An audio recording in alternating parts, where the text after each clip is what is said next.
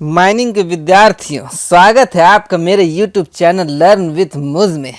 पिछले वीडियो में मैंने आपको बताया था चैप्टर 1 कोल माइंस रेगुलेशन 2017 का चैप्टर 1, जिसमें कि डेफिनेशंस थे, प्रिलिमिनरीज थे। उसमें हमने बहुत से डेफिनेशंस पढ़े और उसमें जो जो क्वेश्चन आ सकते थे वो हमने डिस्कस किए कि ऐसे क्वेश्चन आ सकते थे, ये आ सकता था। एक चीज़ और इससे ऊपर से आ सकता था कि ये जो CMR होता है वो तो हमने पता चला कि सेंट्रल गवर्नमेंट बनाता है। ये तो मैंने बता दिया कि सेंट्रल गवर्नमेंट बनाता है ये CMR, ये तो मैंने बता दिया, ठीक है, सेंट्रल गवर्नमेंट बताता है। लेकिन कौन सा? सेंट्रल गवर्नमेंट के अंदर बहुत सारे मिनिस्ट्री होते हैं, मिनिस्ट्री ऑफ माइंस, एनवायरनमेंट या DGMS। ये मतलब कन्फ्यूजिंग एक क्वेश्चन क्रिएट होता है जो कि शायद कोल इंडिया में आया भी था कि कौन बनाता है। तो ये है ministry of labour and employment. ये क्वेश्चन आपका आ सकता है, इसमें कन्फ्यूज़न होता है, लोगों को लगता है कि ये DGMS बनाता है या मिनिस्ट्री ऑफ माइंस बनाएगा, लेकिन नहीं नहीं नहीं, ये जो बनाएगा ministry of labour and employment बनाएगा, ये याद रखिएगा। तो इस वीडियो में हम पढ़ेंगे चैप्टर 2, जिसमें आपका नोटिस ऑफ ओपनिंग से चालू होगा। रिटर्न्स आएंगे, नोटिस आएंगे, रिकॉर्ड्स आएंगे, ठीक है। तो अब रेगुलेशन नंबर 3, मैंने आपको बोला था कि हम रेगुलेशन नंबर के साथ याद करेंगे, रेगुलेशन नंबर के साथ याद करेंगे, क्योंकि किसी किसी एग्ज़ाम में रेगुलेशन नंबर भी पूछ देता है और हमारा क्या होता है, 1-2 नंबर का नुकसान हो जाता है, क्योंकि रेगुलेशन नंबर याद करना बहुत ही थोड़ा कठिन है। तो रेगुलेशन नंबर कैसे याद कीजिएगा? सबसे पहले देखिए क्या है, नोटिस ऑफ ओपनिंग। मान लीजिए कि आप अडानी हैं या अंबानी हैं और आपने गवर्नमेंट को पटा लिया, या आपको माइंस का कोई कोल ब्लॉक गवर्नमेंट ने इशू कर दिया, ऑक्शन से आपको मिल गया कोल ब्लॉक। अब आप क्या करेंगे? आपको सारा उस ऑक्शन के दौरान आपको एनवायरनमेंट क्लियरेंस मिल चुका है, जो भी क्लियरेंस लगते हैं माइंस चालू करने में वो सब मिल चुका है। अब आपके पास एक कोल ब्लॉक है, आप चालू करेंगे, तो चालू करने से पहले नोटिस देंगे ना। तो नोटिस किसके देंगे? नोटिस देंगे चीफ इंस्पेक्टर को, रीजनल इंस्पेक्टर को, वो सब हम आगे पढ़ेंगे। अभी हम रेगुलेशन नंबर पे ध्यान दे रहे हैं। तो आपको कोल ब्लॉक मिला, तो आपने क्या किया? नोटिस ऑफ ओपनिंग दिया। आपने नोटिस ऑफ ओपनिंग दिया।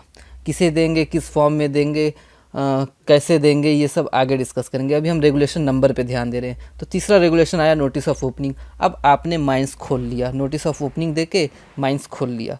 तो क्या हुआ? माइंस खुला तो आपका कोयला मिला, तो हर साल आपको प्रोडक्शन मिल रहा है, तो वो हर साल का जो प्रोडक्शन है अचीव आप कर रहे हो, उसका एनुअल रिटर्न भरना पड़ता है। वो भी आपको chief inspector, regional inspector, district में से मतलब किसे भी भेजना है, वो हम आगे डिस्कस करेंगे। तो क्या है, फिर हमें क्या मिला? कोयला मिलने लगा, तो हमने एनुअल रिटर्न भर दिया।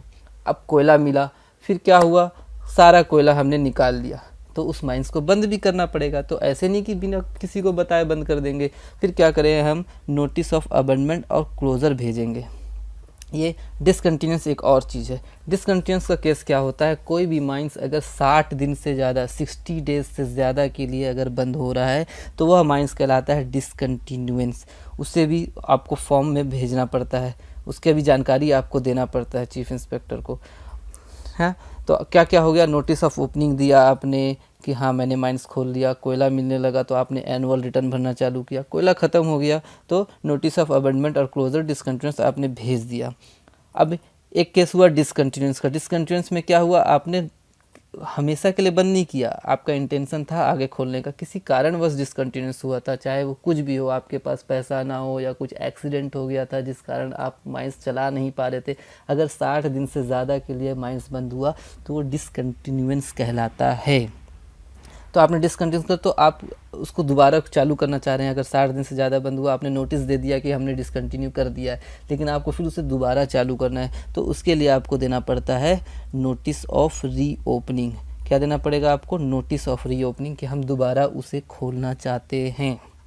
यहाँ तक आपका नोटिस ऑफ ओपनिंग से रीओपनिंग तक समझ में आ गया। ओपन किया, एनुअल रिटर्न भरा, फिर बंद भी कर दिया, फिर दोबारा ओपनिंग करने के लिए भी अप्लाई कर दिया। तो 3 से 6 तक तो क्लियर हो गया। अब आप माइंस जब चला रहे हैं तो उस ओपन करने से और बंद करने के बीच में भी तो कुछ कुछ होगा ना। बीच में क्या क्या हो सकता है आप ये ध्यान दीजिए, बीच में क्या क्या हो सकता है, ठीक। तो notice of change in ownership, ownership बदल सकता है, मान लो उसका ऑनर बदल सकता है, या अपॉइंटमेंट ऑफ एजेंट मैनेजर तो होता ही है। अब माइंस चल रहा है तो बिना मैनेजर और एजेंट के माइंस कैसे चल सकता है? बिना मैनेजर के माइंस चल ही नहीं सकता। तो इसका भी आपको नोटिस देना पड़ता है कि मैंने किसी मैनेजर को अपॉइंट किया है, एजेंट को अपॉइंट किया, या ऑनरशिप ही चेंज हो रहा है, मैंने किसी को बेच दिया खदान, तो ऑनर चेंज हो गया, तो इसका भी नोटिस आपको देना पड़ता है। ये बीच में हो गया। अब माइंस चल रहा है तो माइंस में तो आप जानते हैं कि एक्सीडेंट वगैरह तो होते ही हैं। एक्सीडेंट होते ही हैं, डेंजरस अक्रेंस से कुछ आपदा आ गया, कुछ बाढ़ आ गया, कुछ भी नेचर एक्ट ऑफ गॉड्स के से कुछ डेंजरस अक्रेंस हो गया या एक्सीडेंट हो गया तो उसका भी नोटिस आपको देना पड़ेगा। फिर एक और आता है notice of disease. 9th number क्या है, notice of disease. Notice of disease में आप देखिए कि नोटिफाइड डिसीजेज़ हैं, कुछ एक्ट में हमारा दिया हुआ है नोटिफाइड डिसीजेज़। उस नोटिफाइड डिसीजेज़ में से कोई भी डिसीज़ अगर होता है किसी भी माइनर्स को, एम्प्लॉय को, तो उसका भी आपको नोटिस देना पड़ता है। तो ये आपका 1 से लेके 9 तक रेगुलेशन हो गया। एक बार और हम रिवाइज करेंगे कि मान लीजिए सबसे पहले हम क्या करेंगे, माइंस हमको मिला, हमने नोटिस ऑफ ओपनिंग भेज दिया, चीफ इंस्पेक्टर, रीजनल इंस्पेक्टर को नोटिस ऑफ ओपनिंग भेज दिया। फिर ओपन कर लिया माइंस तो हमें कोयला मिलने लगा, तो हम हर साल एनुअल रिटर्न भेजेंगे कि हमको इतना प्रोडक्शन हो रहा है।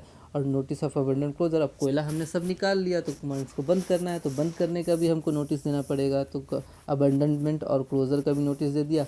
डिसकंटिन्यू हो गया 60 दिन से ज़्यादा के लिए किसी भी कारणवश अगर डिसकंटिन्यू हो गया तो उसका भी हमने नोटिस दे दिया। फिर डिसकंटिन्यू हुआ तो हमें दोबारा खोलना है तो हम नोटिस ऑफ रीओपनिंग दे देंगे, नोटिस ऑफ रीओपनिंग दे देंगे। उसके बाद बीच में क्या होगा, ऑनर भी चेंज हो सकता है, एजेंट मैनेजर को तो हम अपॉइंट करेंगे तो उसका भी अपॉइंट नोटिस देंगे। और बीच में एक्सीडेंट वगैरह तो होते ही हैं माइंस में, जो कि हमारे हाथ में नहीं है, तो कुछ भी एक्सीडेंट हुआ या डेंजरस अक्रेंस कुछ भी हुआ तो उसका भी नोटिस हमको देना पड़ेगा। और 9वां नंबर है नोटिस ऑफ डिसीज़। किसी भी पर्सन को कोई भी डिसीज़, माइंस से रिलेटेड डिसीज़ होता है जो कि नोटिफाइड डिसीजेज़ हैं, 5 6 7 कुछ डिसीजेज़ हैं, अगर वैसा होता है तो भी नोटिस देना होगा। अब ये नोटिस किस फॉर्म में देंगे, किसे देंगे, कब देंगे, कितने दिन के अंदर देंगे, ये सब हम अगले वीडियो में डिस्कस करेंगे।